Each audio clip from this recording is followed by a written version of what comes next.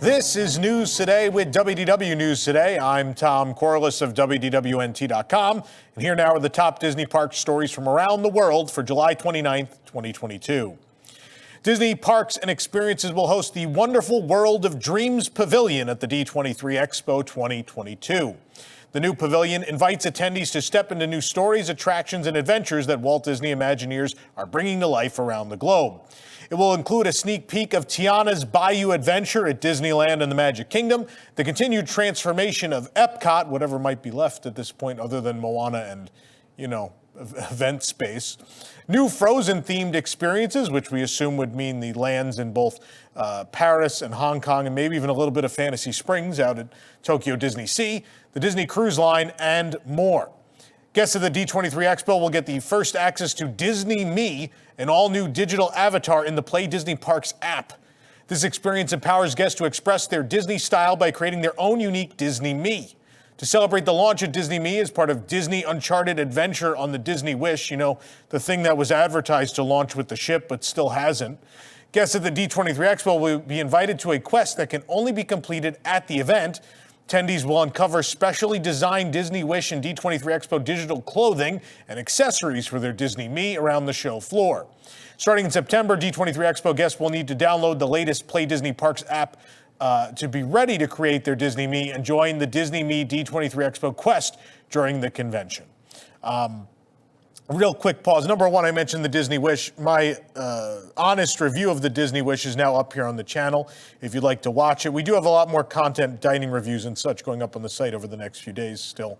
But as we said in the review, the ship felt like it wasn't ready. One of those things that was heavily advertised was that AR game that was supposed to be through the Play Disney Parks app, and no one on the ship wants to mention it. You bring it up, it's like, what are you talking about? So it's nice to see it mentioned again, but then again, this pretty much confirms that the Expo guests will be the first to play around with the Disney Me that is a part of that, which means that still there's another month or so of people who are on the Disney Wish who will not be getting an experience that was advertised to them, which is nonsense. So Disney does everything on time, right? Speaking of the Expo, Imagineers will talk about the origin and popularity of Duffy and Friends during a panel at the Expo. Duffy the Disney Bear originally debuted as a plush at Walt Disney World and Disneyland Resort, but wasn't initially as popular as Disney hoped. Duffy was then, this says, moved over to Tokyo Disney. The real story is that Disney had a surplus of these things, didn't know what to do with them, and Tokyo Disney Resort, OLC, was looking for a character, a wholly unique character to introduce at Disney Sea. And as the story goes, there was a big board meeting with all these male, older Japanese executives, and the Disney people put a Duffy, at that point the Disney Bear, in front of each of them, and these older Japanese businessmen could not put the plush down. They fell in love with it and immediately decided this had to be a thing for Disney Sea, and it became a cultural phenomenon. So you may remember a decade ago, they did try to reintroduce Duffy in the States. He had a meet and greet at EPCOT and at California Adventure, and they really tried to push it again. And again, the U.S. audience was like, nah. But now a lot more time has passed, right? And the world continues to shrink as social media and use of such things grows. More people are aware of the world farther away from them, right? So I think the belief is that they can make it work this time. I mean, it has worked at Alani. It's worked, obviously, it was a no-brainer that it would work in the other Asia parks in Hong Kong and Shanghai, which are actually, owned or partially owned by Disney. The idea here is with this presentation, it is believed they will announce that they are reintroducing Duffy to the U.S. markets again, and we will see how that goes. Personally, I don't care about Duffy. Like, I like them. Gelatoni's the one I like. I like cats. He's very cute. He's Italian and he paints. He has a real job, unlike some of the other Duffy friends. And so I really like that. So if we find a way, I think Gelatoni would outsell Duffy and Shelley May here in the U.S. personally. I hope that's their goal here. But it's believed at the Expo that they will announce the reintroduction of the Duffy Friends formally in the U.S. Jordan Fisher, known for supporting roles in Disney Channel's Liv and Maddie and Teen Beach Movie, and known for a lot of other things, thinks that Happily Ever After, the nighttime spectacular at the Magic Kingdom, should return.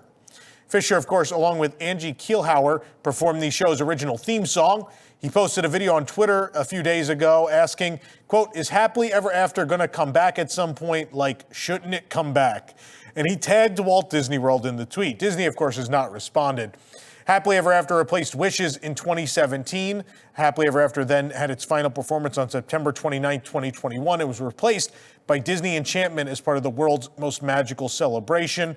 Of course, Disney has been surveying guests about Enchantment, but it's well known, I think, publicly, a lot of people do not like the new show. So this is interesting that someone involved in the old show has come out and been like, hey, so after the 50th is over, you're gonna bring that back?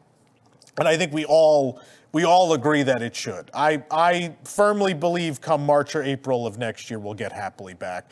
Maybe with a new scene or two, or maybe not. It doesn't matter. Either way, would be a vast improvement over Enchantment, which I have not heard anyone say a positive thing about to this point. The second Mickey's Not So Scary Halloween Party at the Magic Kingdom for 2022 has sold out. Halloween night sold out within about a month and a half of tickets going on sale. Now, Tuesday, August 16th is sold out. Tickets for the first party night are still available, which is a rarity. Those are $129. Tickets for the rest of the month are also still available, starting at $99.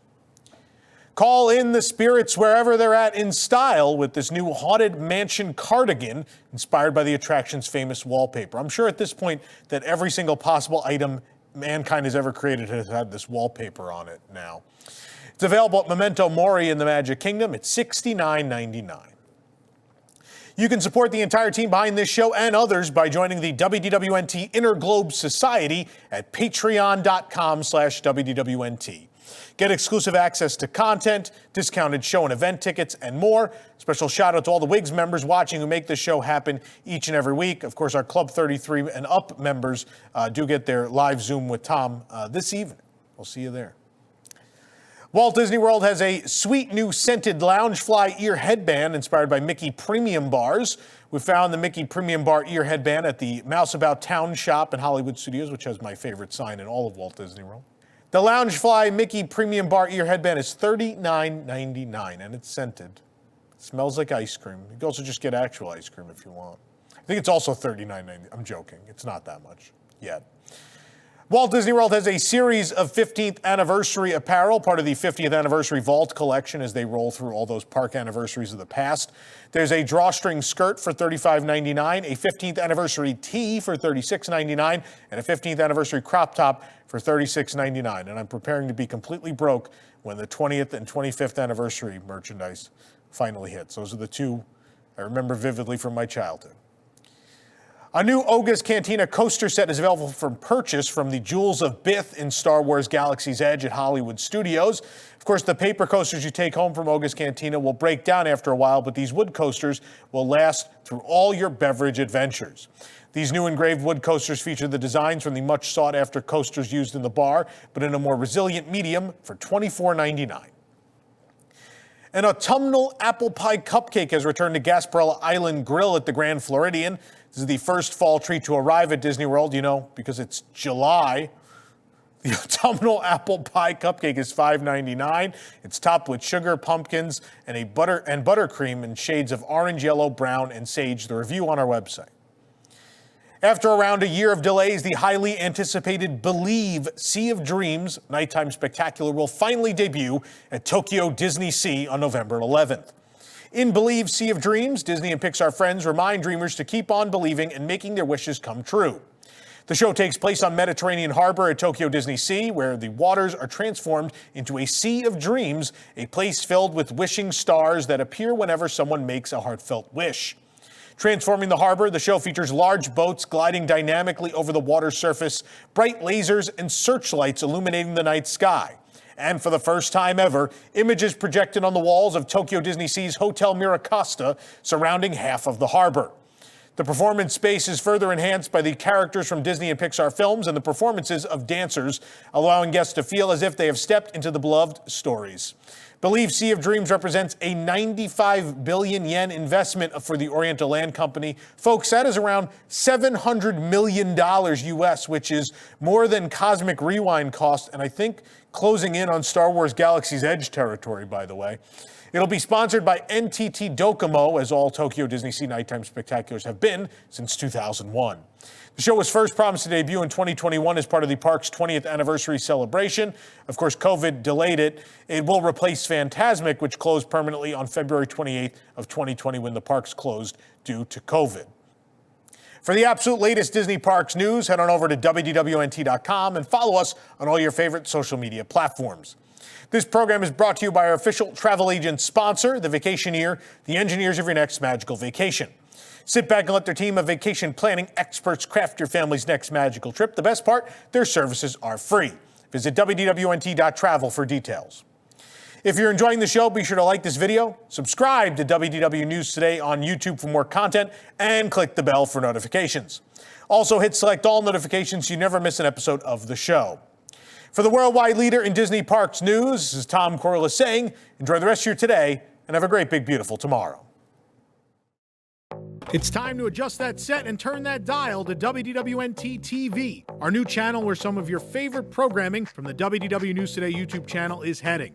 If you want to continue to see Boxed In on Fridays, Park Center on Sundays, and as well our Thursday night comedy variety show WDW News Tonight, you'll have to catch them at their new home, WDWNT TV. It's easy to subscribe. Just put in the URL, WDWNT.tv. Hit subscribe and make sure you get those notifications. Again, is the only way you'll be able to continue to see these great shows as they are moving away from the WDW News Today channel permanently. We hope to see you over there at our new home, WDWNT TV. We now return you to your regularly scheduled programming.